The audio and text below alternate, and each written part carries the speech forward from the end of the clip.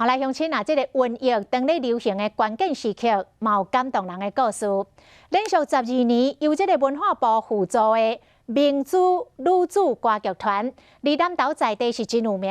受到武汉肺炎的影响，这3个月是取消真侪场的演出。但是将近70岁的团主坚守对过身的翁婿的承诺，绝对无要解散戏团，甚至是家己开钱演出来谢神。另外，中华的观光工厂台湾玻璃馆受到疫情的冲击，人客数大减3成。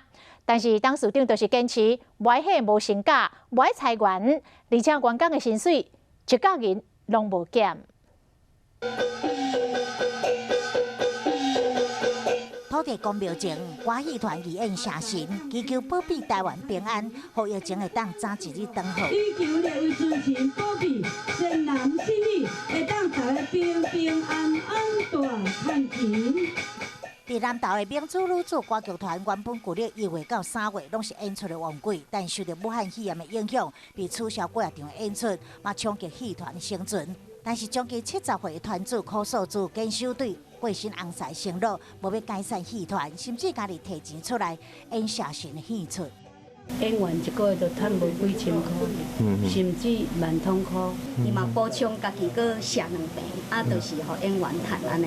另外，中华有名的观光工厂台湾玻璃馆受到疫情的影响，来客数减少3成，但头家坚持无要休无薪假，无要裁员，无要减薪，互员工安心工作。